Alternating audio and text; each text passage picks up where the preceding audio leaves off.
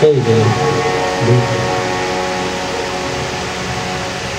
तब भगवान राम ऋषि से कहते हैं, मुनिवर सभी अयोध्यावासियों मिथिलावासियों को पीड़ा हो गई,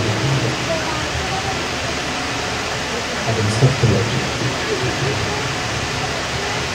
भरत जी से कहा, भरत सभी पीड़ित हैं, अब सबको लौटना चाहिए, वनवास मुझे मिला है, सारी अयोध्या को नहीं। भरत भैया ने कहा कि प्रभु राज्याभिषेक की सामग्रियां लाए हैं, आपका राज्याभिषेक यही करें और आप वन में जाएं, बड़े भाई का काम छोटा भाई करने का अधिकारी है, आपके बदले मैं और लखन दोनों रहेंगे, आप कहें तो मैं और शत्रुघ्न दोनों वन में रहेंगे। प्रभु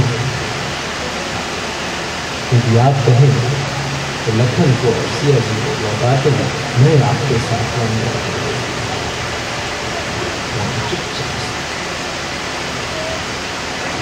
सुनते सुनते सुनते राम ने कहा, जिस प्रण के लिए हमारे पिता माता दशरथ ने अपने प्राण का त्याग, उस प्रण का हमें निर्वाह है और अनेकानेक प्रकार से उनको समझाया। तो जब कहा कि अब तुम ही बताओ क्या उचित है, तो भरत भैया ने कहा, अब आप जो कहोगे।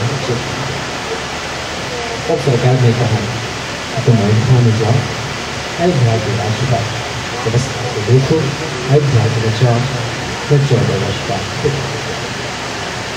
सरकार से वहाँ उन्होंने चरण पादुका मांगा है, चरण पादुका लिया और उसके बाद चरण पादुका को अपने माथे पर लगा देते वहाँ से अयोध्या नगरी करना।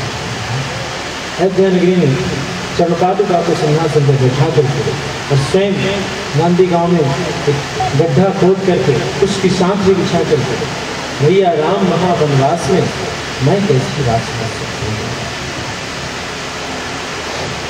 उस सांखी पर परम तपस्वी के रूप में भरत जी अपना जीवन यापन करते हैं। शत्रुघ्न भैया भी उनके साथ कभी सोचना पड़े, यहाँ रुक करके एक बार विचार करना पड़े।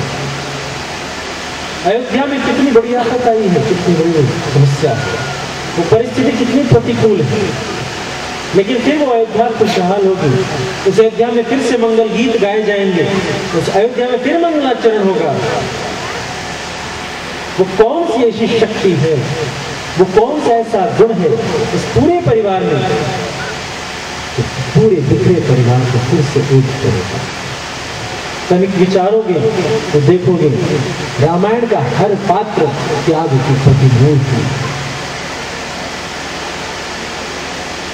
श्री रामचरितमानस के हर पात्र में अनोखे त्याग की एक ऐसी चिन्ह दिया है, जिसे देखो वो त्याग कर रहा।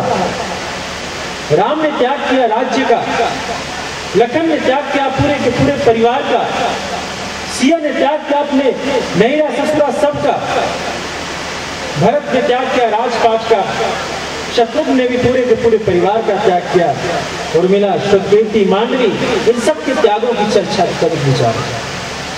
परिणाम 14 वर्ष बीते, 14 वर्ष बीतेंगे और फिर से पूरी की पूरी अयोध्या के लोग बड़े आनंद के साथ मंगलाचरण करते हुए, मंगल गीत गाते हुए युगल सरकार का दर्शन करेंगे, और वो पूरा का पूरा भगवान राम का परिवार एक साथ आनंद के साथ।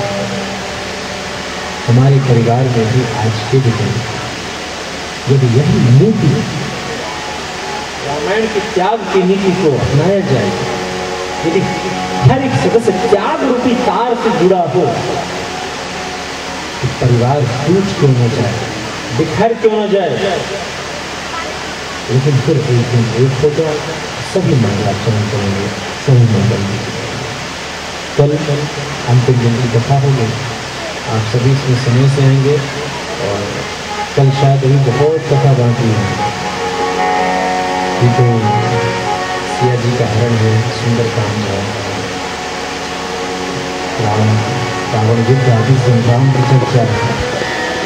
कथा के लिए तो 9 दिन ढक जाते हैं, तो 7 दिन नहीं कर पाते हैं। तो आप लोग समय से आ जाओ, आने में थोड़ी विलम्ब हो जाती है, कल एक दिन की ड्यूटी और कड़ी है थोड़ी, 6:30 तक आ जाएंगे। कथा 6:30 से शुरू हो गए, 6:30 पौने 7 से, तो फिर 10, 10:30, 11 बजे तक कथा समाप्त हो जाएगी।